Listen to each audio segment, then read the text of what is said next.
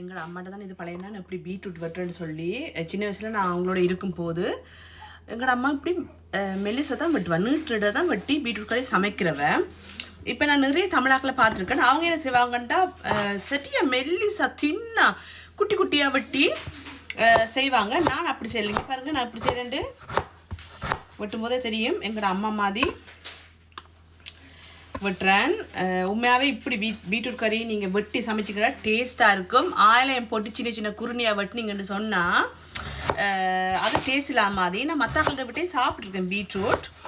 அது வந்து ஆயிலையும் சின்னனா குட்டியாக வெட்டி சமைப்பாங்க. எனக்கு அது டேஸ்ட் இல்லாத மாதிரி இருக்கும். எங்களோட அம்மா சமைக்கிற இப்படி இந்த விதத்தில் சமைக்கிற இவ்வளோ மெல்லிசாக சமைக்கிறது தான் எனக்கு சரியாக பிடிக்கும். அதே மாதிரி தான் நானும் பீட்ரூட் கறி சமைக்கிறேன்டா எங்களோட அம்மா மாதிரி தான் வெட்டி சமைக்கிறேன். நான் பிள்ளைகளுக்கு சரியாக பிடிக்கும் பீட்ரூட் கறி. நான் கிழமையில் ஒரு தடவையாவது அவங்களுக்கு செஞ்சு கொடுக்குறேன். நான் பீட்ரூட் கறி பீட்ரூட்டில் நிறைய சத்து இருக்குது. சின்ன வயசில் நாங்கள் அப்பா அம்மாவோட இருக்கும்போது எங்களுக்கு ஒவ்வொரு நாளும் சோறு தான் எங்கள் அம்மா செஞ்சு தருவா. அப்போ நாங்கள் அப்பாவை கொஞ்சம் நான் பேசுவேன், என்னத்துக்கு எப்போ பார்த்தாலும் சோறை செய்கிறீங்க, வேறு ஒன்று செய்ய தெரியாதுன்னு கேட்பேன், வேறு வெளிநாட்டு சாப்பாடு ஏதாவதுன்னு சொல்லி. ஸோ இப்போ தான் தெரியுது சோறோட அருமை, சோறு சாப்பிட்றது இவ்வளோ நல்லது எங்களோட உடம்புக்குன்னு சொல்லி. மத்தியானம் கட்டாயமாக சோறு தான் இருக்கும், ஒவ்வொரு நாளும் சோறு தான். இரவில் மட்டும் வேறு ஏதாவது சாப்பாடு செஞ்சு தருவாங்க, இடியப்பம், புட்டு, தோசை, இட்லி அப்படியெல்லாம் செஞ்சு தருவாங்க, நூடுல்ஸ் எல்லாம் செஞ்சு தருவாங்க.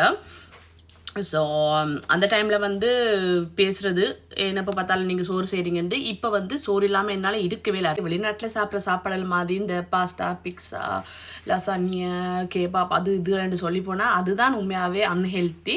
இந்த சோறு செஞ்சு வீட்டில் சாப்பிட்றது வந்து உண்மையாகவே சரியான ஹெல்த்தி. பிள்ளைகளுக்கு வந்து கோழி பொரியல் செய்ய போகிறேன். அவங்க பொரியல் இல்லாமல் எந்த சாப்பாடும் சாப்பிட மாட்டாங்க.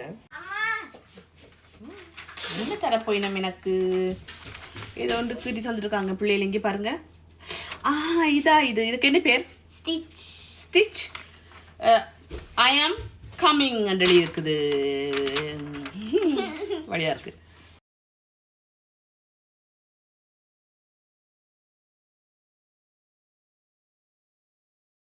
இங்கே பாருங்க இவ்வளோ வடிவாக இருக்குன்னு சொல்லி எங்களோட அம்மா சமைக்கிற மாதிரியே இருக்குது. வாவ், கடைசியா கொஞ்சம் தேசிப்புளி விட்டு தான் இறக்குற நேரத்தில் எடுத்து நான். ஓகே, நன்றி, வணக்கம்.